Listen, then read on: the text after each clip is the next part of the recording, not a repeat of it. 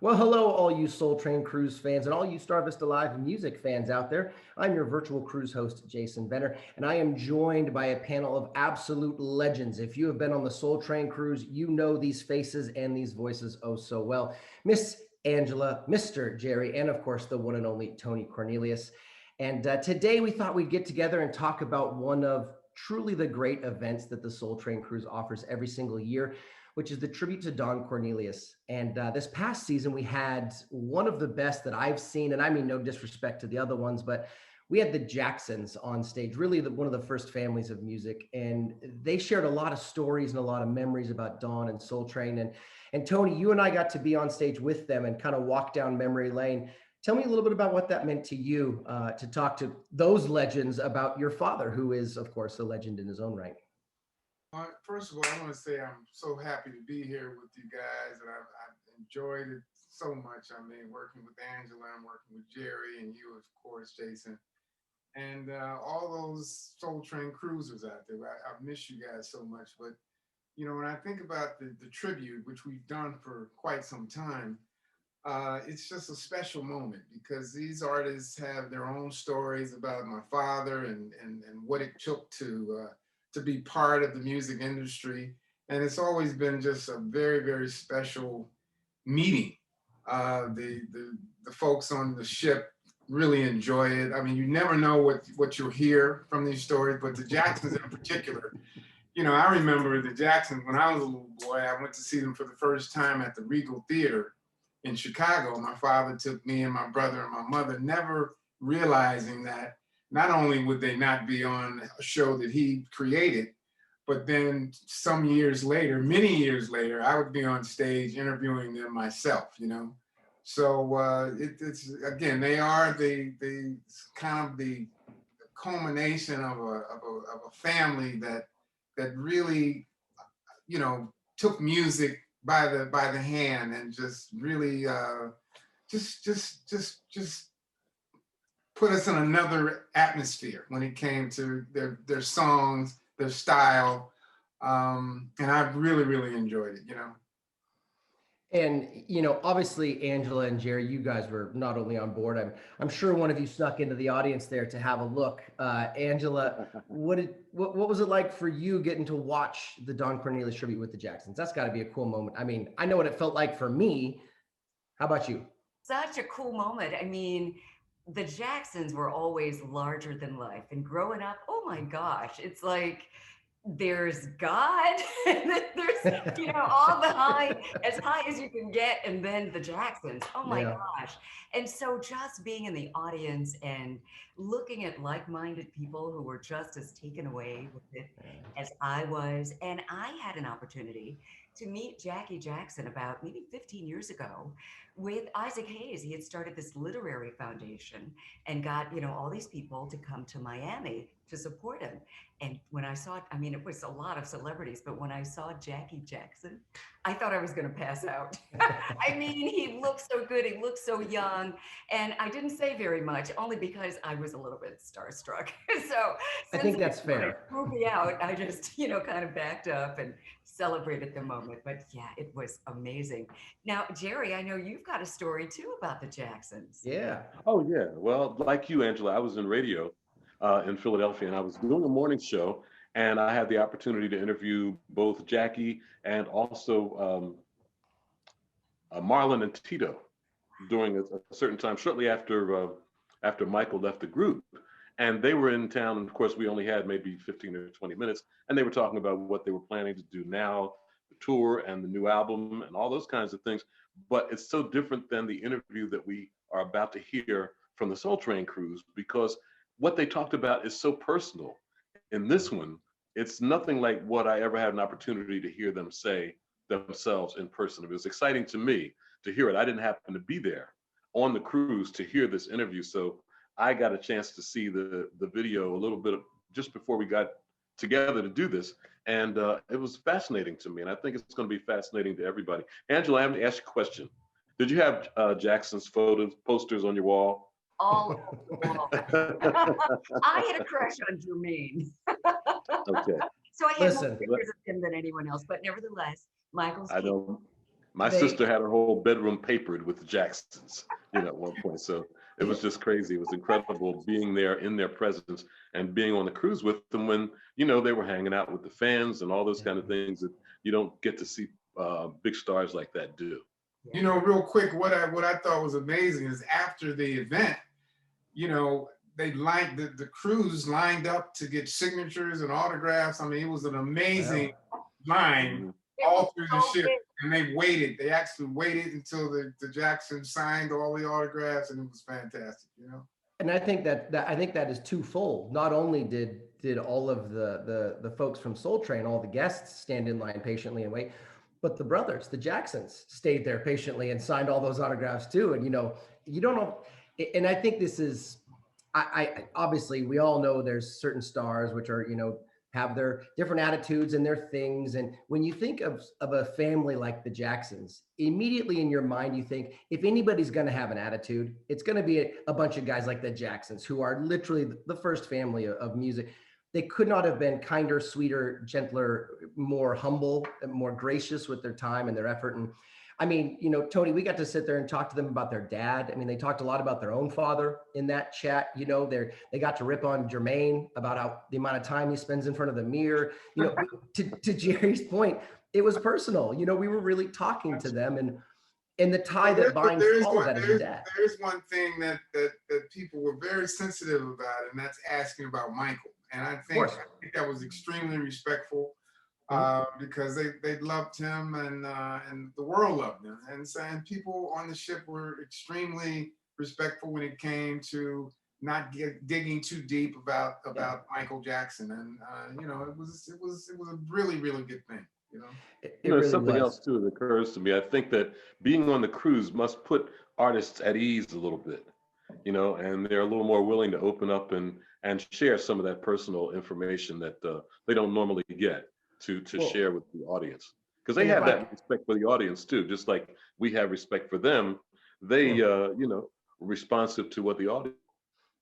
And if I could add to that, I know he always gets a little anxious when I point my finger at him, but Tony, I think you're a big reason for that, and it's the legacy, it's the Cornelius legacy, and I think putting even the Jacksons on stage, yes, they're the first family of music, but even putting them on stage, and they open up. A lot of the reason they open up is because you're there. It's because you're a part of that. And what does it mean to the legacy? What does it mean to you to hear these artists revere your father the way they do, and the legacy of Soul Train the way they do? Well, when it comes to legacy, I mean, we've experienced it. We're standing here. They're standing there. I mean, it's like, and their legacies as well. I mean, and it's all a big family. I mean, and at the time, we all needed each other, and I think we still need each other, especially now. I mean, with the pandemic going on, with the vaccines going on, and that's why we're all here. We're all here to share and support each other, and we're building our own legacy right now as we speak. And I know something that's important to you, obviously, to tag on to that is your father's, or the foundation that is in honor of your father, the Don Cornelius Foundation. Would you be willing to talk a little bit about that? Yeah, we're still taking our baby steps. We're learning as we go along. I'm actually a board member for the American Foundation of Suicide Prevention, and they're working together with me. I'm working together with them.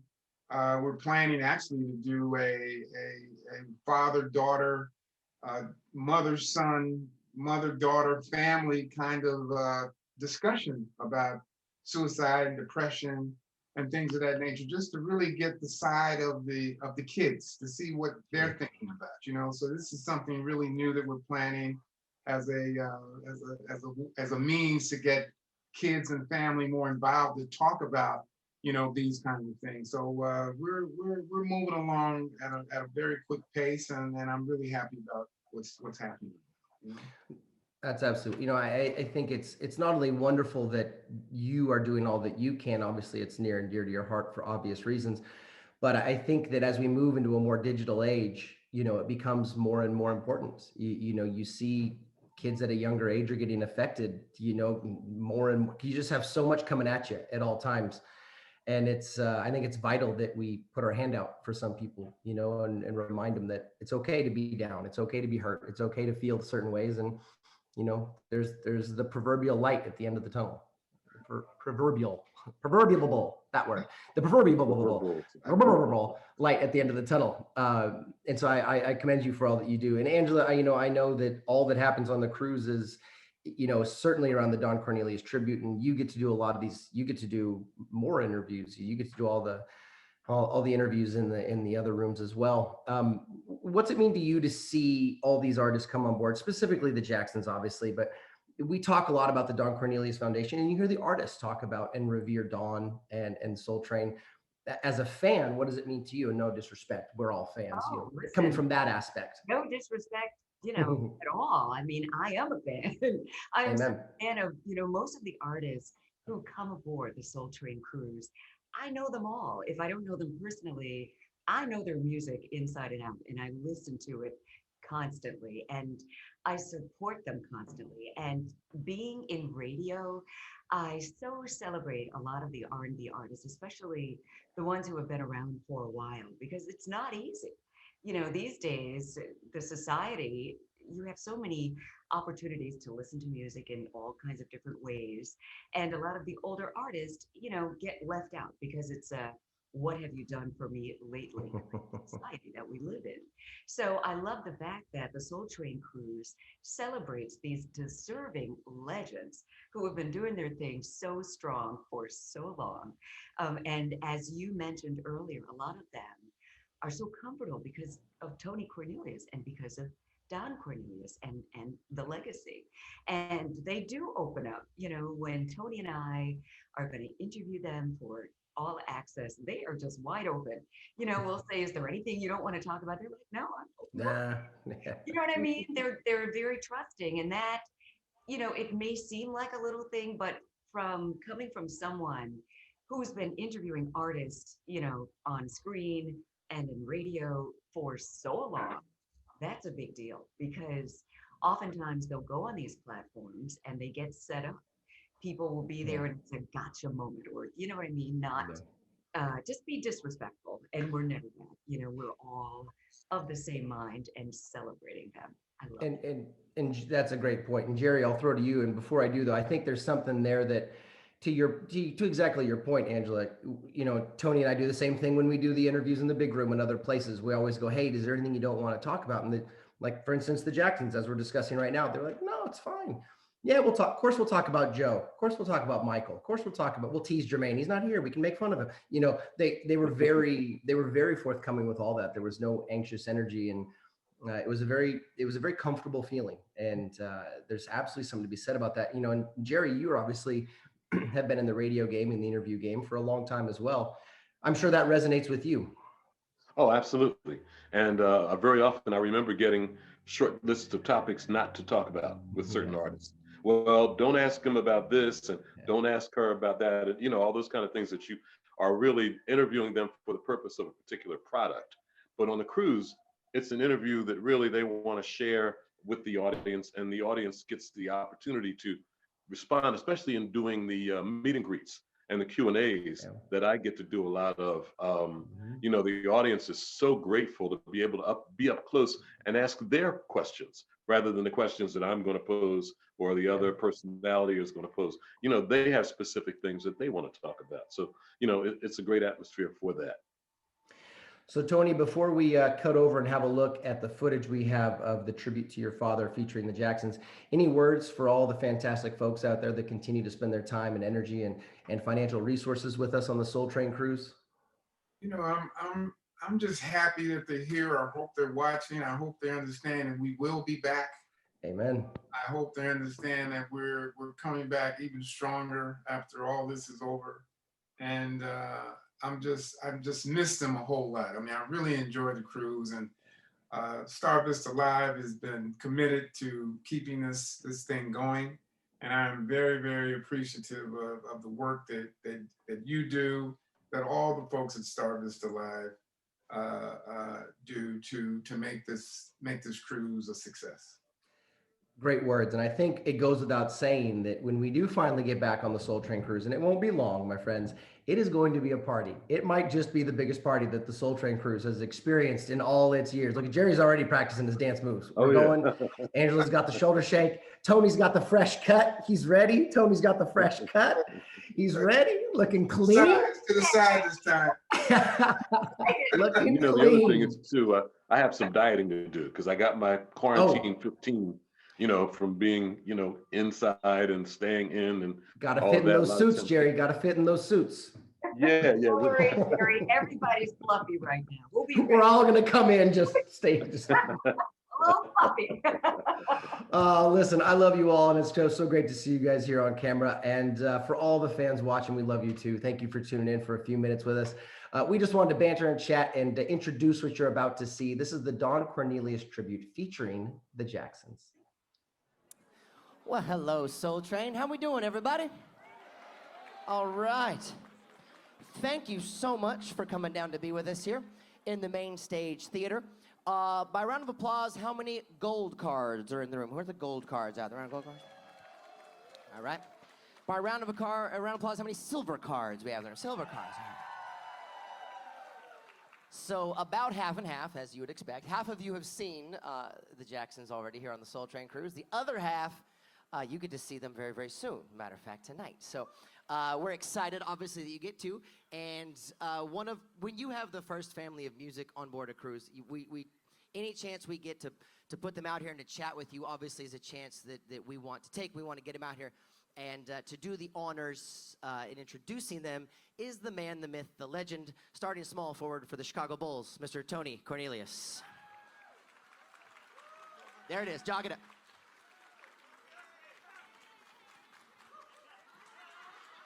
You see that? We've been working on it. Hey man, I can hoop, okay? I can hoop. I bet you can. This is not wasted height. I just want to let you know. All right? Thank you guys. Thank you guys. I'm excited. Are you excited? Okay. But before we bring them out here, okay? Before we bring them out here, we've had a lot of great people for the Don Cornelius Tribute Q&A. Now, if you haven't been on the Soul Train cruise before, every cruise we like to do what we call the Don Cornelius Tribute.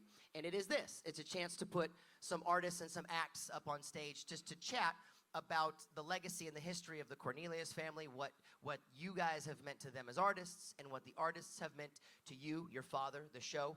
And we've had some wonderful artists. And before we bring these guys out, what does it mean to you to have the Jacksons on this stage in a moment? Well, you know, I have to be honest and say that I'm really excited about this conversation, you know, because I remember when they were on stage and I was sitting out there watching them. And the families have just been close. I mean, they were very, very gracious and doing Soul Train over the years. And I've been a fan of theirs forever, you know, and their family is like, you know, I just don't know what to say. That's fine. That's okay. I'm just very You're a fan excited. too. That's okay. That's okay. You know, we'll see what happens. We will. And last thing I want to ask before we get him out here, this is what we call stretching, by the way. When someone, listen, stretch for a minute. This is what's called stretching. The gentlemen are making their way up. This is the ninth Soul Train cruise right here. The ninth Soul Train cruise. It might be the 8th. No, it's ninth. It's the ninth? Yeah. How come I know this? It's the ninth, sir. It's the I'm ninth. having so much fun, I forgot. Well played, well played. There was 2 in that 1 year. It's the 9th Soul Train cruise. Next year we're going into the 10th Soul Train cruise. Very cool, right? Very cool. Very cool. What does it mean to you? What does it mean to you? I mean, this is a tribute to your father. We're going to chat with the gentleman, but to you personally, to see this legacy built Well, by to you. see this is just, I just wish he was here to see it, you know? I mean, that would be more exciting to me than anything I've ever done in my life, but just to see people who appreciated the work he did for all those years just makes my heart melt, you know? I'm in heaven. I'm really in heaven to see you guys, you know, really appreciate the hard work that it took for him to do the things that he did. You know, it just took very, very hard work. It was not easy. You know. And is this what you envisioned? I mean, I know obviously some time ago you didn't think, oh, let's do a cruise. But when the cruise started to now, Is this the community? Is this the cruise? Is this what the experience that you thought it would be?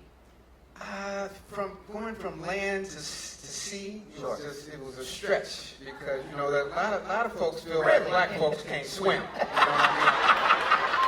So that's as far as I'm going. Trials and tribulations. Yeah. So every time I look over the side of the ship, I'm like, oh man, if I went over the side of this, I don't know what would happen. Tony Cornelius, are you telling the world that you can't swim? I am telling the world that I can swim. You can swim, okay. Not far, but I can swim. But I tell you what, here's what I know. I can float. That's all you need. I know how to wade water, You gotta use all those basketball lips for something. Just get wide. I can float. Well, the captain said to me, or a captain, not this one, said to me at one point, he said, Jason, don't worry. You're never farther than 1 mile from land. Sometimes it's a mile straight down, but you're never farther than 1 mile. That's hard to believe. It is. It's very hard to believe. When I look out, I'm like, that's infinity. Right? All you see is waves and water. We're still stretching, by the way. That's what this is. We're still stretching. He thinks he's a smart guy. He doesn't understand that you guys already know what we're doing. Right? That's why I said it. I said really? I said stretching. I said it. I'm not hiding it. We're stretching. We're allowing the first family of music a moment to put themselves together and step up before we bring them out. So we don't want to say the name and then.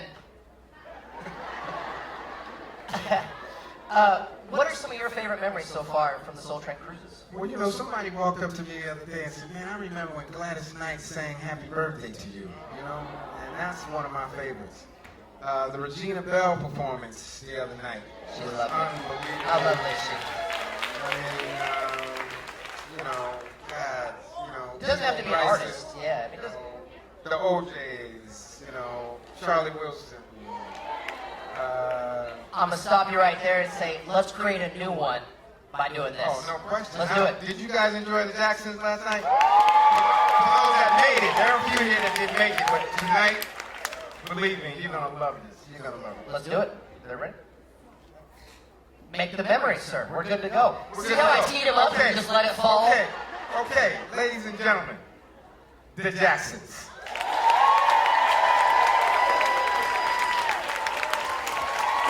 Give it up, give it up, give it up, give it up, give it up.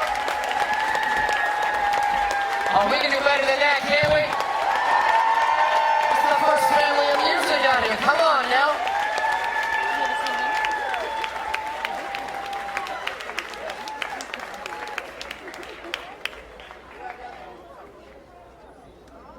What's up? Hey. Yep. Check 1, 2, 1, 2. This is my oldest boy right here. Is this real or what? Is this real? Now, gentlemen, if you don't mind, obviously we have Mr. Cornelius out here. We have you three here. As we were just telling this wonderful group of people, and as we tell them every year, we like to do an event.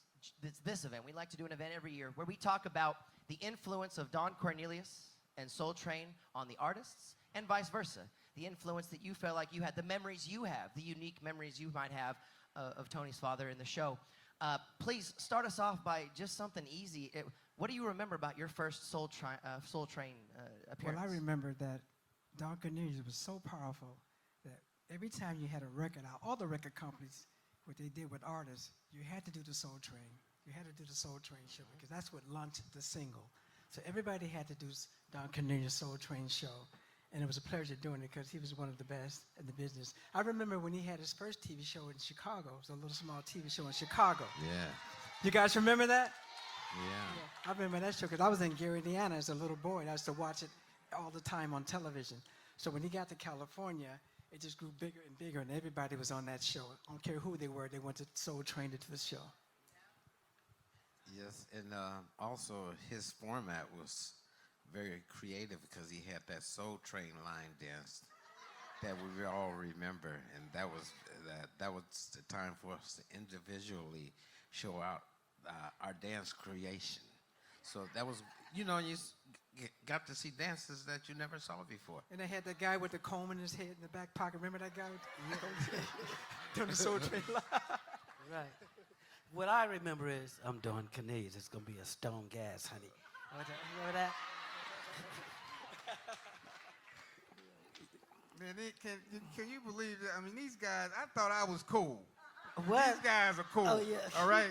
They're real cool. But, you know, it's so amazing to be sitting here with you guys. I mean, I remember when I was, 10 years old. I mean, I came to the Regal Theater in Chicago. I did too. And my father had me and my brother sit over there in the stage, the audience right side. See, I didn't know that years ago. I'm like, There are that's lots of audience House right. people You here, know, house right. But what you all don't realize is, yes, we're amateur night. We used to backstage walking in the alley, and we go, there's David Ruffin. He was in the Corvette. Remember that, Jackie? Oh, yeah. Because we were trying to make it ourselves, doing the Regal, Apollo, Uptown Theater, everywhere. Capitol. No, it's just amazing to see these guys on stage. It's just I've always been a fan. We grew up on it. I've always wanted to be like these guys. I mean, they were handsome. They could dance. They could sing. You know, I mean, they had it all. You know. Yeah. Yeah. Tony did use past tense. I heard it. Yeah, they were. No, they still got it. These handsome guys, come on now. Come on, man. These guys have been all over the world, you know. Now, when you met Don Cornelius himself, a lot of the artists tell us stories about the individual first meeting, the size of his hands. And I was just going to say that. I shook his hand. It was all the way up to my... He had big and then hands. he'd put his hand on your shoulder, and it would just swallow your Right. whole Oh, yeah. arm. What was it like meeting Don for the first time in person? Not just the show, but him as a legend. Well, he was just a gentleman and very polite, like you say. He was very strong. I think he played basketball. Did he play basketball, Tony, Well, or he football? played, but I was upset when Marvin Gaye beat him, though. You know Oh, that? yeah. that made me mad. It Now, really made let me mad. tell you, Marvin is very, he don't like losing, because Jackie and Marvin used to always play. No, Played Marvin basketball all the don't like time, to and lose. Marvin was a sore loser. He thought he was playing football on the basketball court. Over that shoulder? He would call me over to his house every evening. Come on, Jack, let's play some one-on-one. I didn't want to go. He thought he played for the Detroit Lions. He was trying to try for the Detroit Lions one time. Remember that? He's working out with them. But anyway, like Tito said, he was a great soul. He made every artist feel so comfortable. Before you came on the show, he would come backstage and talk to you, sit down with you, and discuss how the show was going to go, how he was going to bring you on. Right. And he was the nicest person in the world. We loved Don. And Don used to live not far from us. We used to go to his house all the time in California. Yeah, He had a beautiful house. Beautiful house. You know, I had a couple of questions. One being, what is it like seeing that we saw you on stage last night to do all those hits? Does it make you feel the same as opposed to then and that now and then, or then and now? I mean, how does it feel to redo those songs? You do those songs, and for me, and I'm sure each one of the brothers might have a different experience, but I find myself reminiscing when we were recording them and what we were doing in the studio and things like that, and how Hal Davis tried to squeeze 2 or 3 minutes because we had a social worker, because they couldn't work us more than 3 hours. And he We would do a song a day, one song a day in the recording studio. Yep. And we come back and finish it the next day. It's completed. 2 days, the song will be we completed. were always in the studio. Yeah, we stayed in the studio. Weekends too, all the time. Yeah. And there's a lot of songs you guys never heard of. And we have in the can you never heard of. We recorded them. So many songs. We stayed working all the time. And I was so mad because I thought it was going to get off. Next you know, we had to do the Christmas album in the summertime. Right, Mark, remember that? Right. He wanted to go see his girlfriend, but he couldn't. Yeah. They always had a favorite move. Now I'm gonna do this move they used to do. I just got one move. Wait a minute. That was I love that shit. Ship. I don't know where they got it, but I loved it. He said ship with a P. He loved that ship, in case some of you were curious. This ship. I got you, Tony. So when it came to these dance numbers you guys did, was that something that you guys have a choreographer working with you? Marlon, No. you said it was dodging your dad, right? That's what you said. No, Yeah. yes, right. No, Jackie, Michael, and myself, we did all our own choreography. So, yes. And we would always do it at the last minute. You can clap for that. You can clap for that. I don't know, we had fun. A matter of fact, a quick story. We had a cousin, and he used to tell us, yeah, y'all got some moves, but you don't have no moves like the Pips. I said, did he say that to us? He said, y'all need to do something like the Pips. So when Forever Came Today came out, we did the moves for him. So I said, that's what you're talking about? And he said, yeah, that's what I'm talking about. We had fun. We had a great time. And we thank you guys, for supporting us throughout the years. We really did. You said that was easy? That was so easy. We love you guys. Go ahead. Marlon said you should hear the new material we got coming out. So Jack, We got some new stuff coming out for you guys. Jack, That's right. yeah, he got something on his phone. You want to hear something? He has something on his phone, I'm sure. You got something on the phone? Yeah. I'm sure that would go over well with this crowd specifically. Now, to Tony's point, it is not every day that we have artists on the stage for the Soul Train Cruise, and in general, that do what we like to call a bulldozer show. A bulldozer show is an act that comes out, and it's just top 10, if not number one, hit. There's no break in your whole show. There's got to be, you have to be able to recognize how amazing this career has been. I mean, I know you're very humble and talking to Marlon, but you have to be able to see how amazing this career has been, where you can go on stage and do an hour and not even do half. I mean, it's amazing, your catalog. Yeah, we never really thought about it. We just enjoyed doing the music. We didn't realize the effect our music had on people around the world. We really didn't. We just really enjoyed doing it. But no, we did not. What'd you say, Jackie? I didn't say no. No, because Marlon loves to talk.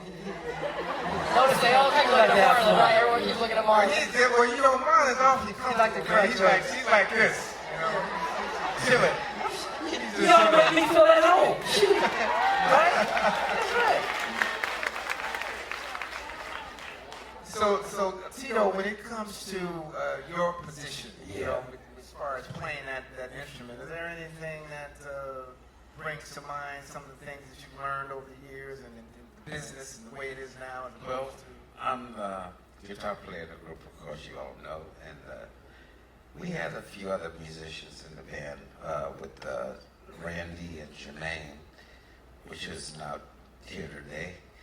And I wish my other brothers played on stage, like I wish Jackie and Marlon had played on stage, because My dad tried to make me play saxophone, right? And I played it for a couple of weeks. My lips got so big. And He said them dogs they were bleeding. There were blisters. I said, I can't play this, Dad. I'm sorry. it's very true. Very true. No, but I It hurts so started, bad. I started playing, I was probably one of the kids that wanted to be most like my father. I wanted to do everything I saw him do, whether it was working on his car, playing his guitar. And I'm glad I picked up the guitar, because I've had over my life many relationships, and my guitar is the only one that stuck with me.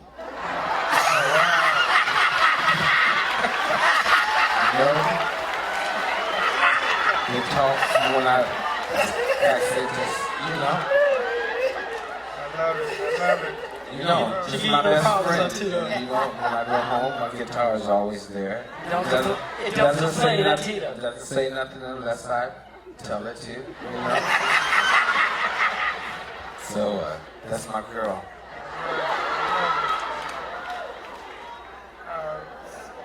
Also, when it comes to you mentioned your father, because I've tried to walk those steps as well. There was some pretty big shoes, but it's almost like what happens is, it's like plant life. You know, the biggest branch is the one that gets all the sun, you know. And after that big branch leaves, the little branches start to get more sun. And so that's how you grow.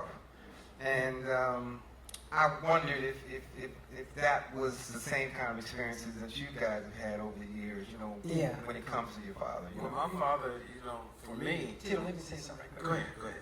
When we first started, we started in a town called Gary, Indiana. And we used to play talent shows. We had a couple of guys who were performing with us in our band. Milford Heights, Radar Jones, Willie Gault. Yeah, Willie Gault, yeah. No, we know Willie Gault. Willie Gault's a football player. What's that? Earl. Earl Gault. Isn't it Earl Gault? I was just gonna let him. I'm sitting here. I was just gonna let him keep talking, knowing that he's wrong. Muhammad Ali was in the band. But Willie Gault was on our baseball team. Yeah, right. But what Jackie didn't say, I'm gonna go before that. My mom started us singing country and western music. Because she loved country and western music. She's the one that realized. Because our TV broke, we couldn't fix it. Yeah. So we just harmonized with her all the time, singing around the house. And she said, Joe, these guys can really harmonize. And he said, they can't sing, Kate. Boy, them boys can't sing, Kate. He said, they really can. They can really sing. We were little bitty boys at the time, you know. And we started singing. He said, He brought instruments he sure and did. microphones. Yeah, he sure did. He saw a light. Something went off in his head. Remember this? We used to go to this vocal coach in Gary, Indiana. Remember the ladies used to give us vocal lessons? Yes. Oh, So- yeah, she wrote a song for us. It wasn't happening, though. A song called Well. Remember that? Well. I remember that, yeah. So we started doing talent shows at our high school, Gary Roosevelt High School. We went in all the talent shows. I think Denise Williams was on this show. A lot of Earth and Fire was on this show. A lot of people was on this show. Against everybody. But we won first prize all the time. And it started from there that my father started buying us instruments. He started supporting us. And that's what you're supposed to do. When you see your kids with a talent, you're supposed to support them. That's what he did. Everybody, you know, I want to say this about my pop, you know. When I'm sure a lot of you heard stories, and people seem to want to remember stories when we got our butt tore up. But, well, most of the time we deserved it. But you know what? If everybody had a Joe Jackson, things wouldn't be the way they are. You know, my father taught me, and he also told us, you're only going to be a child for once and for only so long. The rest of your life is a man, you know, so I'm trying to raise men here. And he kept us busy all the time. We had a stack of bricks in the backyard. I tell that story. We had a stack of bricks in the Cylinder backyard. blocks. Yeah, in our neighborhood, there was a bunch of gays. You know, he had all boys. So he kept us busy. When he go to work, he said, I want you to move those bricks from there to over here. And it would take all day to move those bricks. Did you know? Yeah, lumber too. Yeah, bricks and lumber. He kept us busy all the time. He kept us out the streets, that's what it was. Well, we were in Morocco one time, and this is when Justin Bieber was acting up in the media. And so the people in Morocco asked us, what kind of advice you can give Justin Bieber today because he's doing this, doing that? Jackie wanted to give a nice answer. He said something, and I said, another six-pack of Joe Jackson wouldn't fix. That's what I told him. That's right. But on a serious, you know, my father passed, you know, we as the Jackson 5, his kids looked at it, we looked at our life totally different than what you guys. And a friend of mine called me, because there was so much stuff on the radio and stuff. He said, Marlon, let me tell you something. And I never thought about this either. He said, there's something they can't take from your dad. I said, what are you talking about? He said, Marlon, he created the biggest musical group in the world.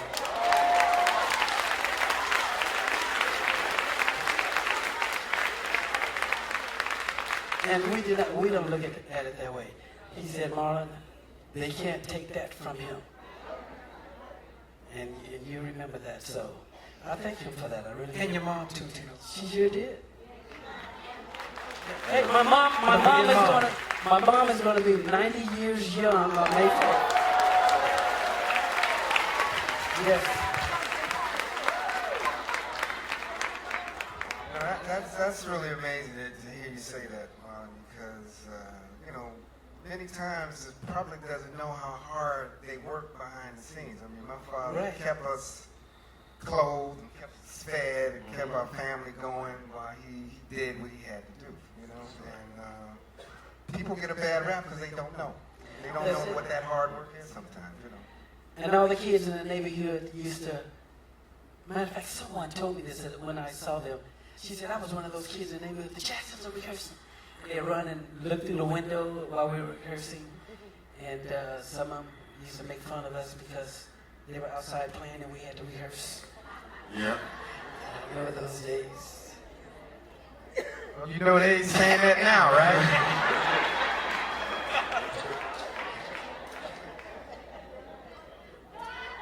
But I want to share something with you guys. I think this is great because, you know, we used to travel the world and we used to go to Hawaii and places over here. Still doing it. I mean, back when I was young, this doesn't happen today.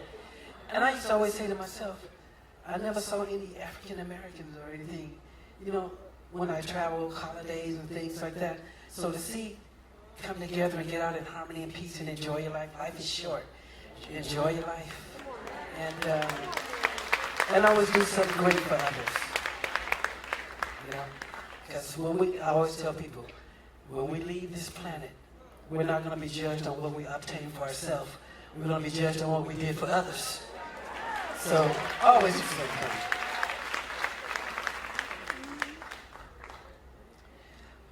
So what you thinking about my oldest? This is my oldest boy, I told you.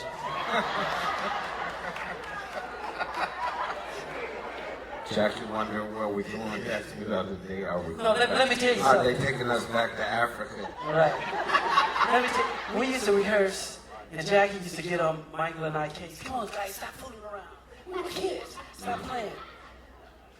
You remember those days, Jackie? Yeah, because you guys didn't take it serious like I did. No, kids don't take. I remember. Kids don't take anything serious. I remember for the first time we were going to Detroit on a street called Grand Boulevard. That's where Barry Gordy lived, right? And his backyard, we walked up his backyard, it was a whole golf course. God, this guy got a golf course in his backyard. So he called us over just like that. Called us over there.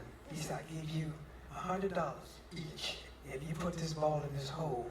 We tore up that whole green. Because, No, for real, true story. he gave us a 7-iron to make a putt with.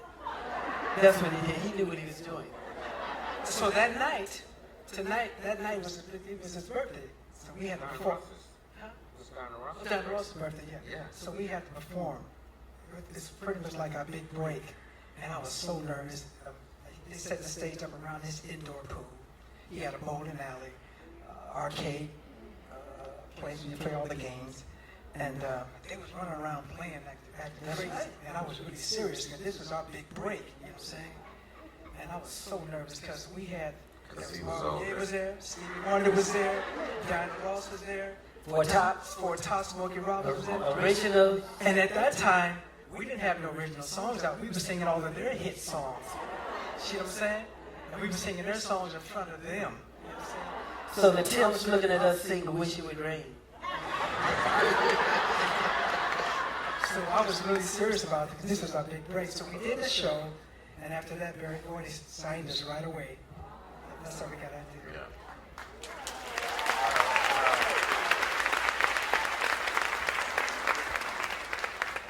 You know, it's interesting to hear Jackie talk about, you know, what they had to go through because they were so good at what they did. You almost feel like they made their own career, you know, as opposed to someone else saying, I'm going to help you out here. You know, it was just one of those things. But another question I wanted to ask was, when it comes to, I mean, we see a lot of acts on the show, you know, members are there, some members aren't there, sometimes they restart groups and things of that nature. And I just want to know individually how you guys felt about, you know, the relationship that goes on between family when it comes to one who may want to do their own thing, and just keeping that system together. Was that difficult over the years? Well, we've always told each other, you know, not put the music before for our brotherly love, you know. Being brothers, that's more important. And when we flip-flop it, we have it wrong. So, as you notice, you know, we don't have Randy or Jermaine here today, but, you know, we are brothers. You know, we remember that most of all, and that's what's important out here. And what Randy's doing, he manages Janet. That's what Randy does. He's a manager.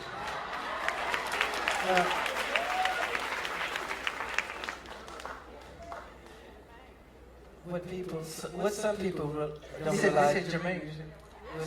He's still getting dressed. He's still in the mirror. No, true story. In the dressing room, we cannot get in the mirror. Jermaine's in the mirror the whole time. All day. Even after the show. Pick on the guy who's not here. He always says, my mother and father knew what they were doing when they made him.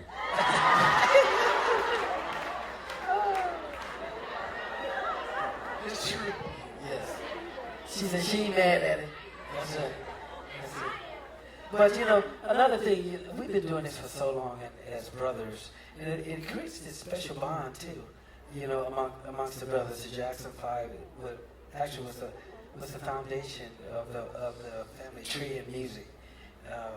And I come to realize as I've gotten older, the really true mission of the Lord's blessing to this family. And I always say it all the time. It's bringing people in harmony and peace throughout this globe, through our music. And where we go, where we perform, some do not speak the language, but they know the songs. And the songs are evergreen, they're forever, they're family-oriented songs. And they bring people together in harmony and peace, and that's what it's all about. We were just in Denmark about a week ago.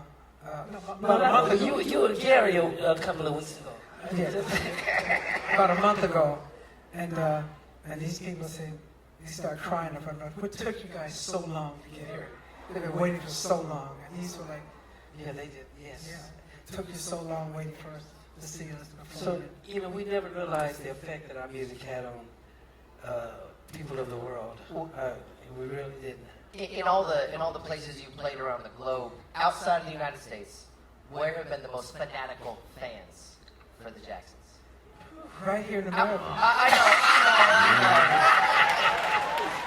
know. Way to take the easy one. Way to take the easy one.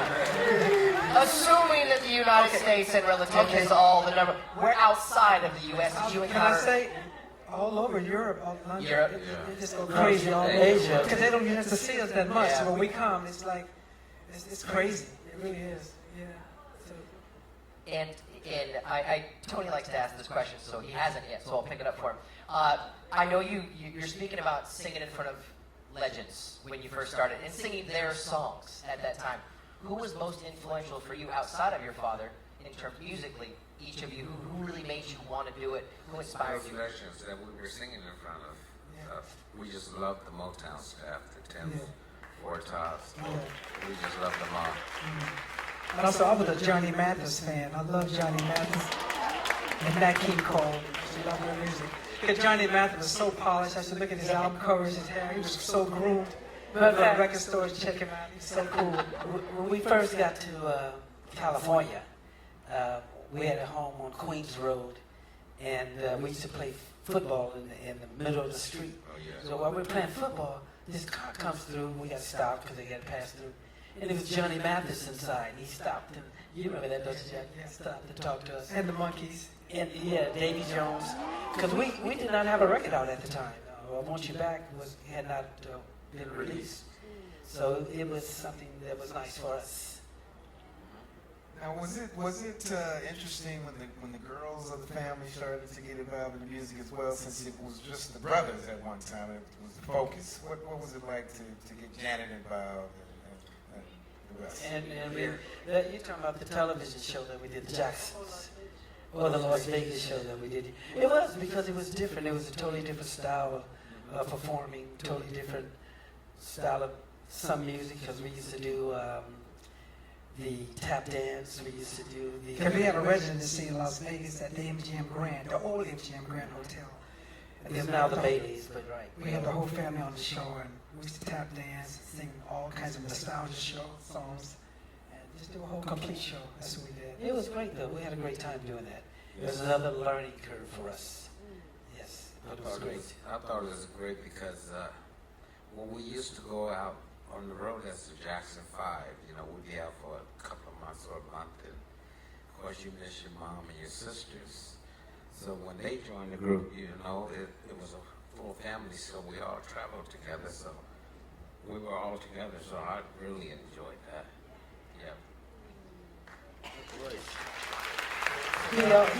He also enjoyed Tito and Barry Gordy's son used to put on mustache, beards, and go out on the floor and try to gamble. You remember that, don't you? Oh yeah. I've been kicked out of a lot of casinos gambling underage. Me and Barry Gordy's kid. Sat on each other's shoulders with the long trench coat. I can see it now. Yeah. Well, along with that influence, did it also say I'm going, when I have my own family, I'm going to get them involved in the business as well, or did you guys go the other way when it comes to your own families? My boys are doing that now. I got twin boys. They just turned 6 years old New Year's Eve. Wow. And they're singing and dancing. They know every Janet song, Michael song. They're online dancing their butts off right now, singing right now. So every time I'm in the recording studio, they're in there with me a lot of times. So they love the business as well. Jackie, I love you, but everyone is doing the math right now. Everyone just went 6. Everybody over here, I heard you. I heard all of you. We're trying to do that math. Them 6-year-olds is good therapy for me. I have so much fun with them. I have so much fun with them. I take them to school every day and I pick them up. I love doing it. I just love seeing their faces because I see me and I see my brothers in them. You know what I'm saying? They're doing the same things we used to. Wait, Jackie. But what did you tell me? He said they go to school and tell the teacher everything. That's what he told me. That's what he told me one time. Didn't you, Jackie? That's what 6-year-olds do. They go to school and tell you everything. You have to be careful at home.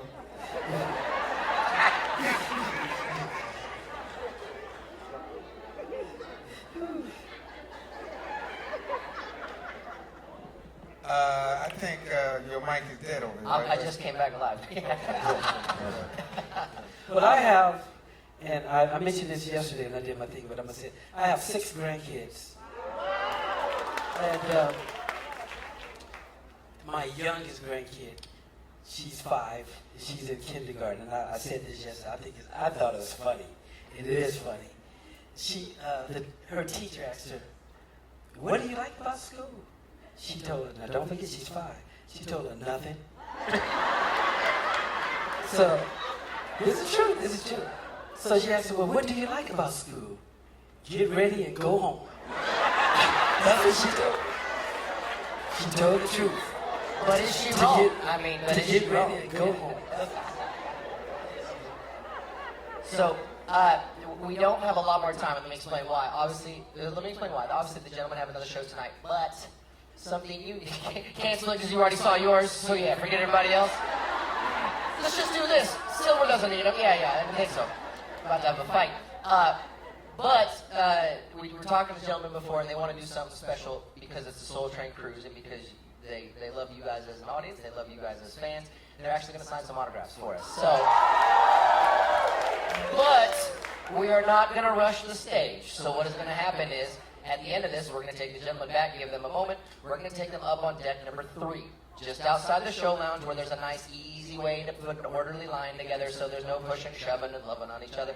And we're going to have them do it. They're going to be on deck number 3, just past the sales desk area. You kind of know where it is. So you better go get in line now.